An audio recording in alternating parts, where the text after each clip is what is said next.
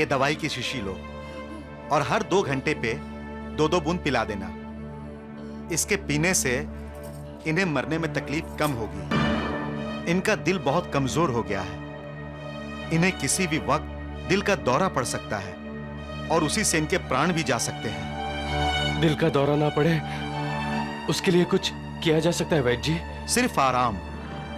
इन्हें किसी भी किस्म की तकलीफ मत दो, नाराज मत करो, क्रोधित मत करो। तो दूसरी शादी कर ले।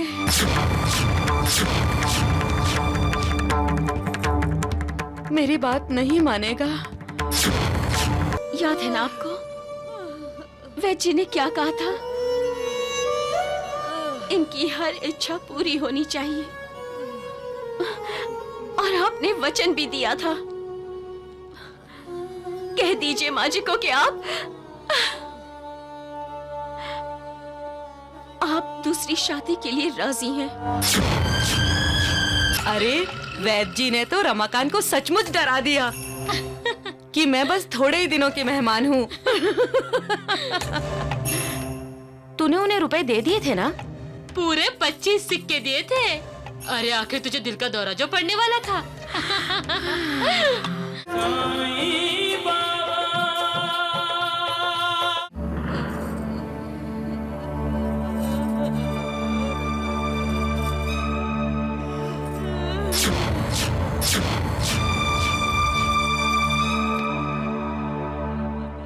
माँ कैसी है वैद्य जी? देखिए रमाकांत, मैं वैद्य हूं, गलत नहीं कहूंगा। दुर्गा अब कुछ ही दिनों की मेहमान है।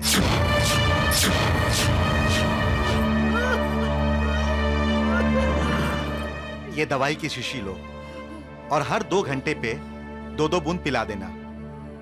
इसके पीने से इन्हें मरने में तकलीफ कम होगी।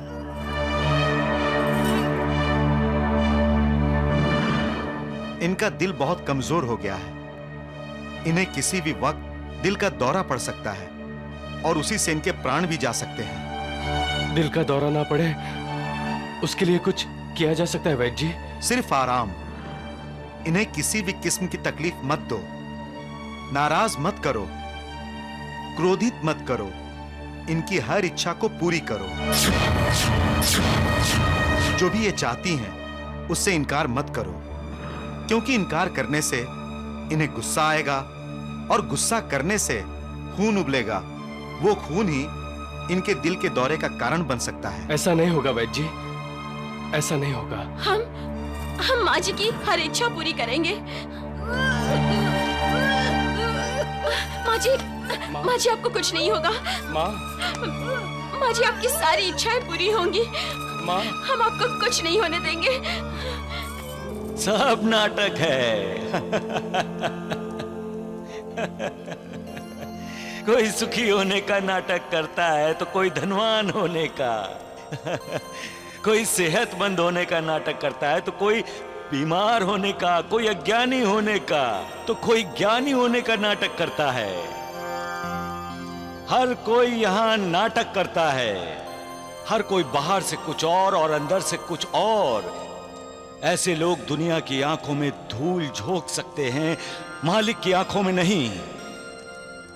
ये लोग ये क्यों भूल जाते हैं कि नाटक पर एक न एक दिन तो पर्दा गिरना ही है।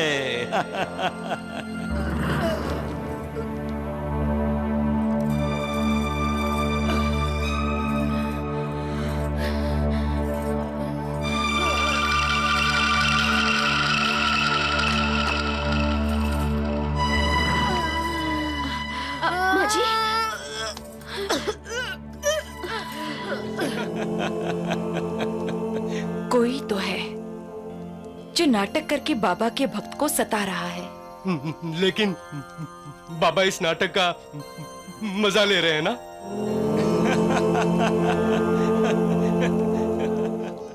अब कैसी तबीयत है माँ? जिस माँ को अपने बेटे की चिंता लगी हो, उसकी तबीयत ठीक कैसे हो सकती है?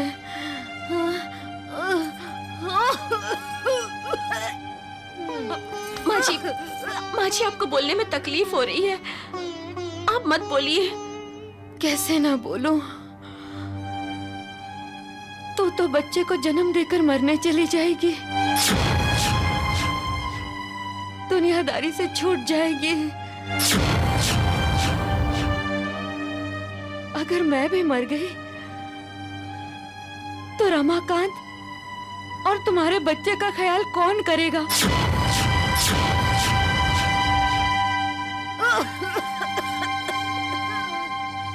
रमाकांत, हाँ माँ। तू दूसरी शादी कर ले।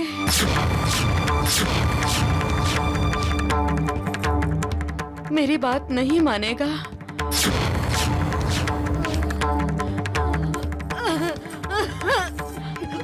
माँ,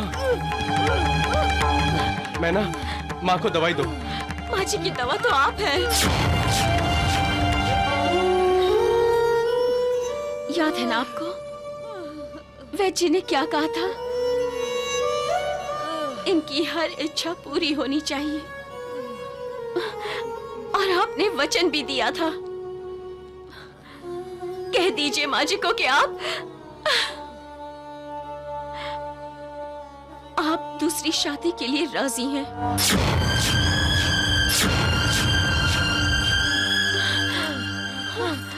कह रहे हैं ना आप? माँ जी बताइए ना माँ जी को। अपना अपमान सहकर भी जो अपमान करने वाले को सम्मान देता है, वो इंसान दिल से सच्चा और अच्छा होता है, नेक होता है। अपनी निंदा करने वाले की भी जो प्रशंसा करता है, वो इंसान सज्जन है। अपनी मौत की इच्छा करने वाले को जो जीवन देने की कोशिश करता है, उसकी जिंदगी के लिए मालिक से दुआ मांगता है, वो महान है। सुख दुख सहते हुए भी जो दूसरों को सुख देना चाहते हैं, वो लोग मुझे प्रिय हैं। मैं दूसरी शादी के लिए तैयार हूँ माँ। मैं तुम्हारी इच्छा पूरी करूंगा माँ। मैं दूसरी शादी जरूर करूंगा। हाँ माँ।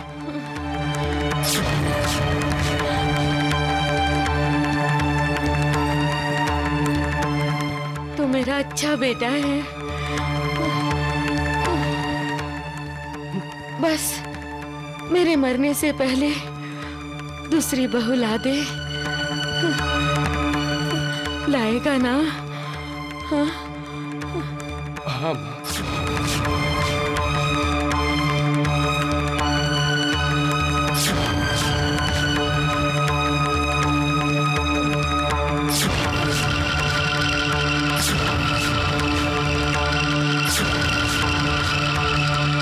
दूसरों के लिए खड्डा खोदने वाले ये क्यों भूल जाते हैं कि एक दिन उसी खड्डे में वो भी गिर सकते हैं।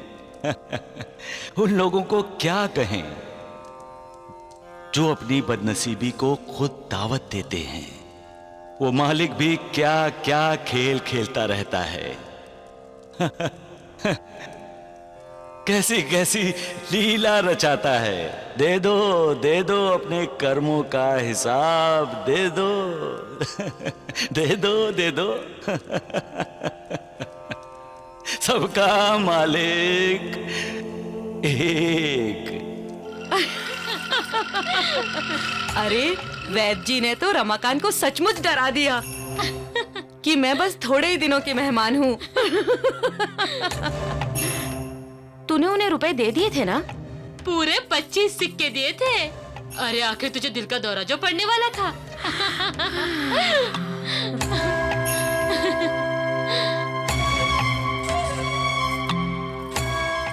दुर्गा बहन, हाँ तुम्हारी बहू इधर ही चली आ रही है। हाँ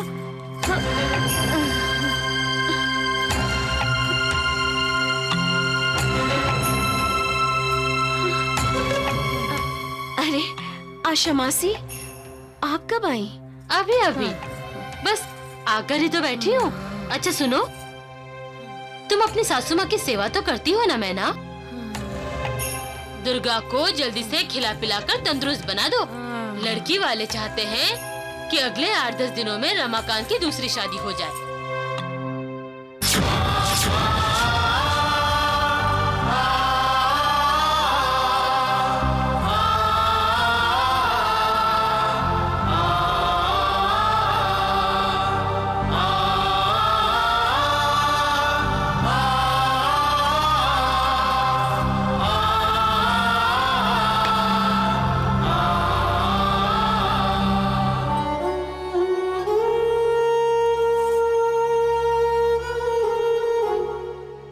साईं बाबा, मेरा और मेरे नाना नानी का विश्वास है कि आपकी मर्जी के बिना पेड़ का पत्ता भी नहीं हिलता। आप भक्त वत्सल हैं, हमेशा भक्तों के बारे में ही सोचते हैं। इनकी दूसरी शादी होने वाली है। शायद इनकी दूसरी शादी में ही मेरी कोई भलाई होगी, जो आप फिर से इनकी शादी करवा रहे हैं। बाबा, मेरा आप पर पूर्ण विश्वास है। मेरी चिंता मुझसे ज्यादा आपको है। अनंत कोटि ब्रह्मांड नायक राजाधिराज योगीराज परब्रह्म श्री सच्चिदानंद सद्गुरु श्री साईनाथ महाराज की जय। साईनाथ महाराज की जय।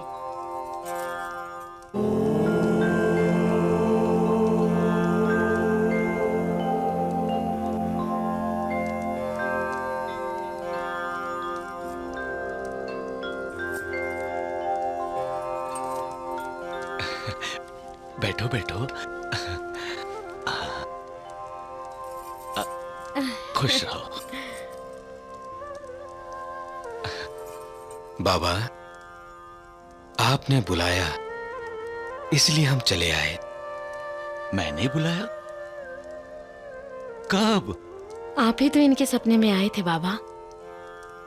आपकी आज्ञा का पालन करते हुए हम मैना बेटी की ससुराल गए थे।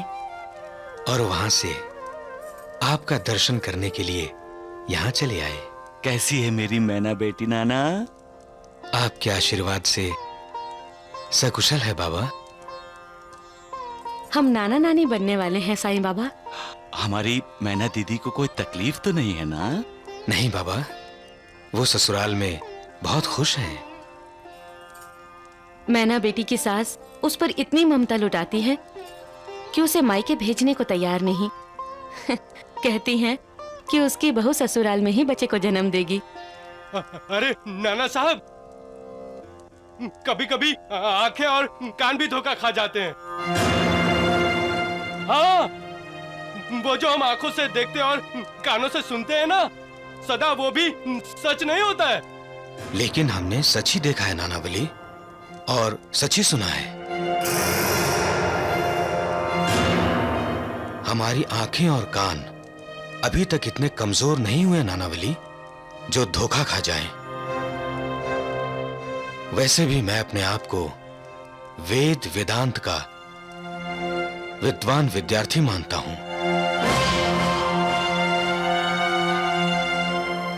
मैं धोखा नहीं खा सकता।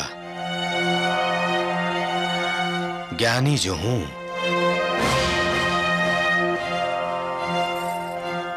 हमसे गलती हो सकती है बाबा, लेकिन आप मालिक हैं। अनजाने में अगर हमसे भूल हो गई हो तो हम पर कृपा कीजिए और उसे सुधार दीजिए। मेरी बेटी मैना पर आपकी कृपा सदा बनी रहे, वो स्वस्थ और खुश रहे।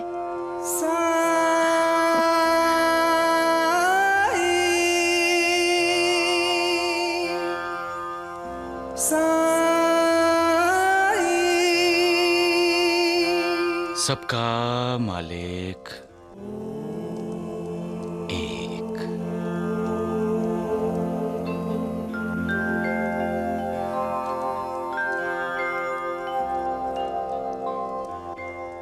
नाना साहब, साईं बाबा के सामने आपने अपने आप को वेद वेदांत का विद्वान कहा, ज्ञानी कहा।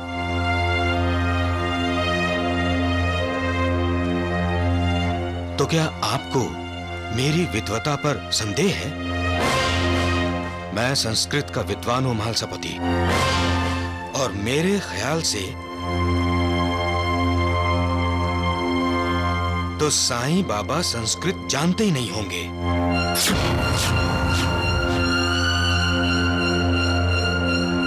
नमस्कार।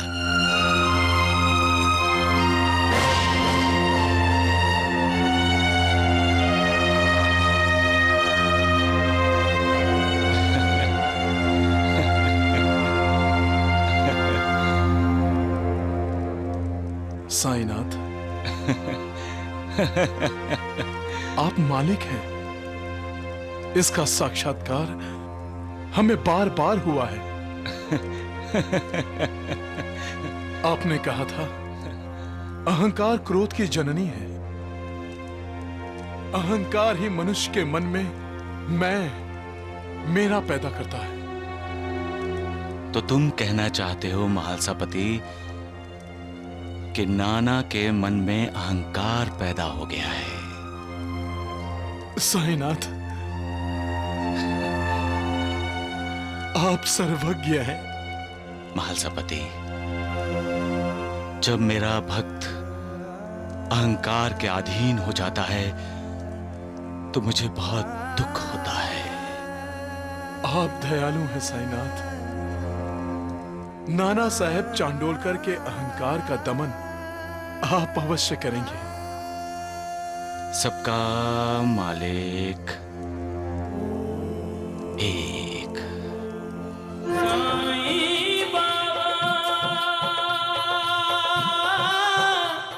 और परिप्रश्न का अर्थ क्या है नाना? वही प्रश्न पूछना। और प्रश्न का क्या अर्थ है? प्रश्न? वही प्रश्न पूछना। नाना, अगर परिप्रश्न और प्रश्न दोनों का अर्थ एक ही है तो श्लोक में परि उपसर्ग का प्रयोग क्यों किया गया? क्या महर्षि व्यास की बुद्धि भ्रष्ट हो गई थी? माँ, क्या बाबा संस्कृत की शिक्षा ले रहे हैं? पगली, बाबा तो नाना को शिक्षा दे रहे हैं।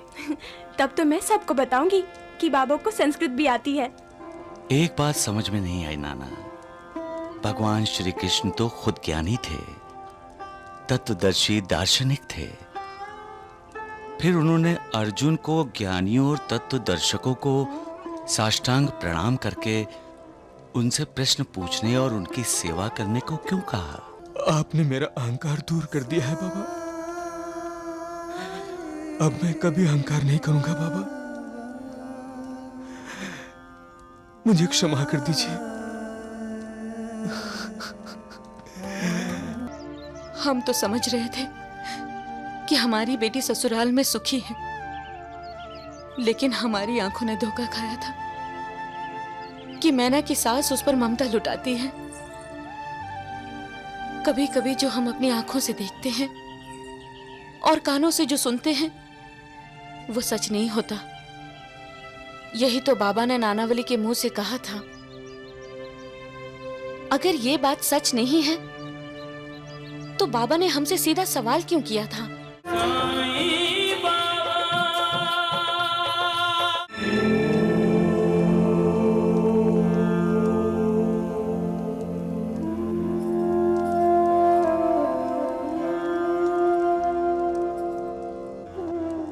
नाना, ओ नाना। नाना साहब, साईनाथ आपसे कुछ कह रहे हैं। नानी, नाना कहाँ खो गया है? आहो, आहो। क्या हुआ? आपका ध्यान कहाँ है? बाबा कब से आपसे कुछ कह रहे हैं। कहाँ खो गए थे तुम? मुझे क्षमा कीजिए बाबा। मैं भागवत गीता के एक श्लोक का संस्कृत में पाठ कर रहा था। भगवत गीता का पाठ? वो भी संस्कृत में? हाँ, तुम तो संस्कृत के बहुत बड़े विद्वान हो। वाह, हमें भी तो सुनने दो संस्कृत में। अच्छा नाना, कौन से श्लोक का पाठ कर रहे थे तुम? भागवत गीता के 4थे अध्याय का 34वां श्लोक। वाह, जरा बोल के सुनाओ नाना। तदिति प्रणिपातेन परिप्रश्नेन सेव्या उपदेक्ष्यन्ति ते ज्ञानम ज्ञानीन अस्तचौ दर्शना।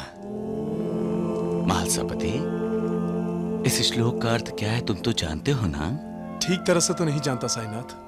कोई बात नहीं, नाना तो संस्कृत के विद्वान हैं, वो हमें श्लोक का अर्थ समझा देंगे। बाबा, इस श्लोक का अर्थ है तत्व को जानने वाले ज्ञानियों को प्रणिपात अर्थात साष्टांग प्रणाम करके सेवा और निष्कपट भाव से किए गए प्रश्न द्वारा उस ज्ञान को जान लो। वे ज्ञानी जिन्हें ब्रह्म की प्राप्ति हो गई है, वो तुम्हें ज्ञान का उपदेश देंगे। और परिप्रश्न का अर्थ क्या है नाना? वही प्रश्न पूछना। और प्रश्न का क्या अर्थ है? प्रश्न? वही प्रश्न पूछना। नाना, अगर परिप्रश्न और प्रश्न दोनों का अर्थ एक ही है तो श्लोक में परि उपसर्ग का प्रयोग क्यों किया गया? क्या महर्षि व्यास की बुद्धि भ्रष्ट हो गई थी? माँ, क्या बाबा संस्कृत की शिक्षा ले रहे हैं? पगली, बाबा तो नाना को शिक्षा दे रहे हैं। तब तो मैं सबको बताऊंगी कि बाबा को संस्कृत भी आती है। एक बात समझ में नहीं आई नाना, भगवान श्री कृष्ण तो खुद ज्ञानी थे, तत्वदर्शी दार्शनिक थे। फिर उन्होंने अर्जुन को ज्ञानियों और तत्वदर्शकों को साष्टांग प्रणाम करके उनसे प्रश्न पूछने और उनकी सेवा करने को क्यों कहा? भगवान श्री कृष्ण स्वयं ज्ञानावतार थे, फिर भी उन्होंने अर्जुन को अन्य ज्ञानियों से ज्ञान लेने को क्यों कहा? ये बात तो मेरी भी समझ में नहीं आती है बाबा। ये क्या कह रहे हो नाना? तुम तो संस्कृत के विद्वान हो, तुम्हारी समझ में भी नहीं आता? तुम तो ज्ञानी हो।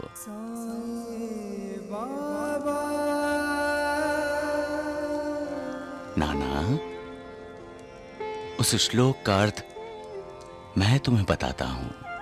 क्या बाबा संस्कृत जानते हैं? बाबा तो सर्वज्ञान के अवतार हैं, जो भूत, भविष्य और वर्तमान सब जानते हैं। उनके लिए संस्कृत क्या है? तद्वति प्रणिपातेन परिप्रश्नेन सेवया उद्देश्यन्ति ते ज्ञानम ज्ञानिनस्त तत्वदर्शिना। यहाँ प्रणिपात्र का अर्थ केवल साष्टांग प्रणाम नहीं है, बल्कि संपूर्ण समर्पण है, संपूर्ण शरणागत होना है। तन मन धन से शरणागत होना है। भगवान श्री कृष्ण कहते हैं, हमें अपने सद्गुरु के प्रति अनन्य भाव से शरणागत होना चाहिए। और परिप्रश्न का अर्थ सिर्फ प्रश्न पूछना नहीं नाना। प्रश्न कैसा होना चाहिए?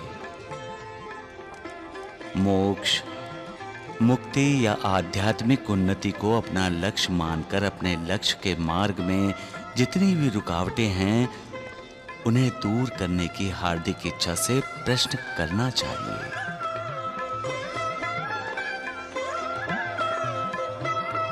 सेवा क्या है?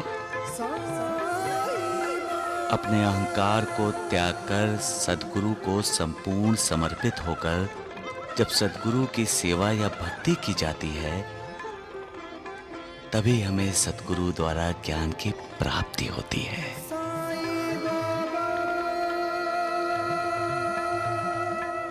और ये ज्ञान हमें बताता है कि ये संपूर्ण विश्व उस परमात्मा ने व्याप्त किया है।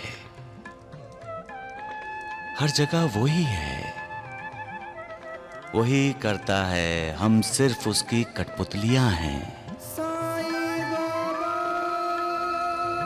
जब हम अपनी इच्छा से कुछ कर ही नहीं सकते तो हमें अहंकार क्यों? ये अहंकार ही है जिसके अधीन होकर इंसान परमात्मा को भूल जाने का अपराध करता है। ज्ञानी होकर भी अज्ञानियों जैसा व्यवहार करता है। बस कीजिए बाबा, बस कीजिए। मुझे अपनी गलती का एहसास हो गया है बाबा। आपने मेरा अहंकार दूर कर दिया है बाबा। अब मैं कभी अहंकार नहीं करूंगा बाबा। मुझे क्षमा कर दीजिए।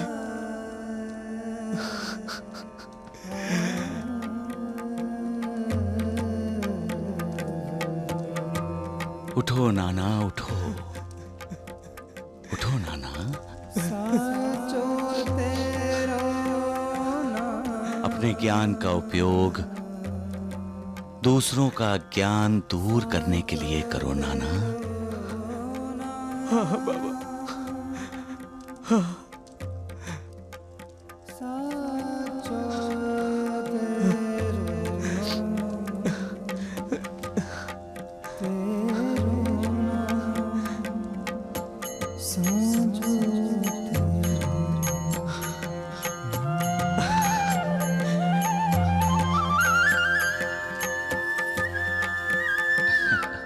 सबका मालिक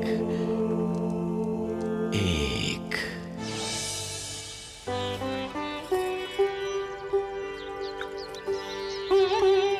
मेरी बुद्धि भ्रष्ट हो गई थी नानी, जो मैंने नाना वली से अहंकार की बात की।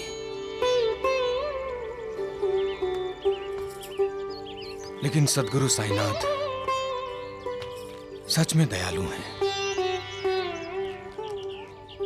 जिस प्रकार एक मां अपने बच्चे की भूल को सुधारने में उसकी मदद करती है, उसी प्रकार साईनाथ ने मेरी मदद की है। मेरा अहंकार दूर कर दिया। अब मैं निश्चिंत होकर जामनगर जा सकता हूं। इन सब बातों में हम वो बात भूल गए जो नानावली ने मैना के ससुराल के बारे में कही थी। मैं भूला नहीं हूं, मुझे याद है नाना वली ने क्या कहा था। अरे नाना साहब, कभी कभी आंखें और कान भी धोखा खा जाते हैं। हाँ, वो जो हम आंखों से देखते और कानों से सुनते हैं ना, सदा वो भी सच नहीं होता है। क्या कहना चाहता था नाना वली? नानावली नहीं, बाबा, साईं बाबा। उन्होंने नानावली के द्वारा हमें संकेत दिया था, जो उस समय हमारी समझ में नहीं आया, कि मैना बेटी अपने ससुराल में खुश नहीं है, सुखी नहीं है। ऐसा मत कहो नानी, ऐसा मत कहो। हम तो समझ रहे थे कि हमारी बेटी ससुराल में सुखी है, लेकिन हमारी आंखों ने धोखा खाया था कि मैना की सास उस पर ममता लुटाती है। कभी कभी जो हम अपनी आंखों से देखते हैं और कानों से जो सुनते हैं, वो सच नहीं होता। यही तो बाबा ने नानावली के मुंह से कहा था। अगर ये बात सच नहीं है, तो बाबा ने हमसे सीधा सवाल क्यों किया था?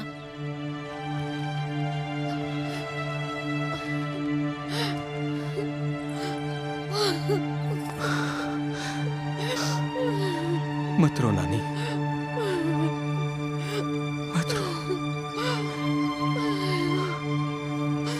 हम साईं बाबा की शरण में जाते हैं।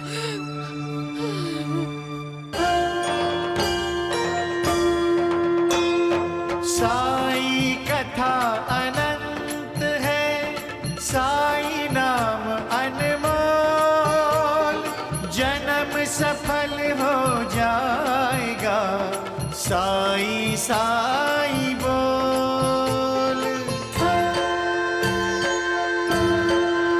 साई राम साई श्याम, दुख भंजन तेरु नाम। साईं राम साईं श्याम, दुख भंजन तेरो नाम। अनंत कोटि ब्रह्मांड नायक, राजाधिराज योगिराज, परब्रह्म सच्चिदानंद सद्गुरु श्री साईनाथ महाराज की जय।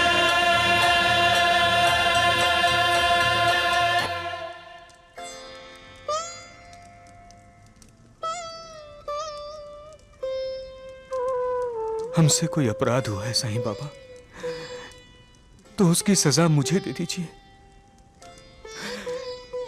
लेकिन मैना बेटी को होने वाली तकलीफों से बचा लीजिए साईं बाबा।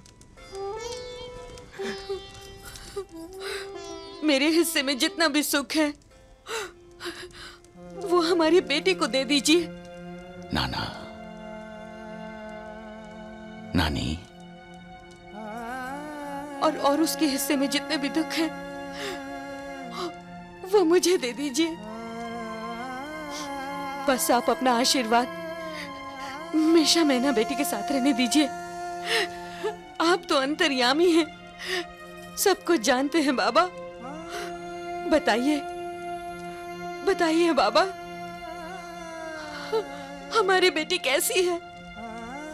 आप ही ने मेरे सपने में आकर मैना बेटी के बारे में पूछा था, लेकिन आंख होते हुए भी हम अंधे हो गए थे बाबा। कान होते हुए भी हम बहरे हो गए थे। पढ़े लिखे होने के बाद भी हम ये नहीं जान सके कि जो आंखों से दिखता है और जो कानों से सुनाई देता है, कभी कभी वो सच नहीं होता बाबा। कभी कभी वो सच नहीं होता। हमें सच बताइए बाबा, सच बताइए।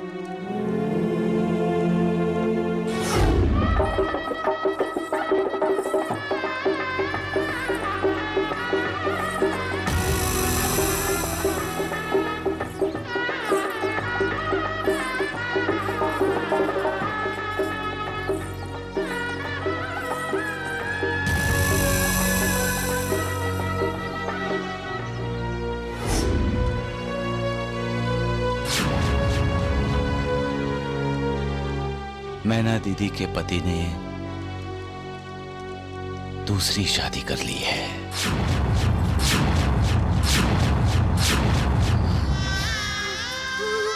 बाबा,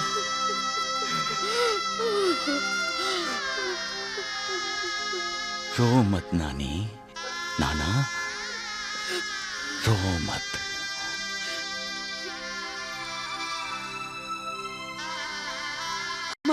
बदनसीब है बाबा। नहीं नानी, तुम्हारी मैना खुशनसीब है। हमारे दामाद ने दूसरी शादी कर ली बाबा, और आप? जो होता है नाना अच्छे के लिए होता है। मालिक दयालु है। मैना दीदी पर उसकी कृपा है, इसलिए तो उसके पति ने दूसरी शादी की है। ये दूसरी शादी मैना दीदी के लिए सुख, स्वास्थ्य और मना शांति लाएगी। बाबा, आपकी बात समझ में नहीं आई। उसकी लीला भी तो इंसान की समझ से परे है। नाना, मालिक जो चाहता है वही होता है। निश्चिंत होकर जामनगर चले जाओ। मैना दीदी की चिंता उसी पर छोड़ दो। जो आज्ञा बाबा। साईं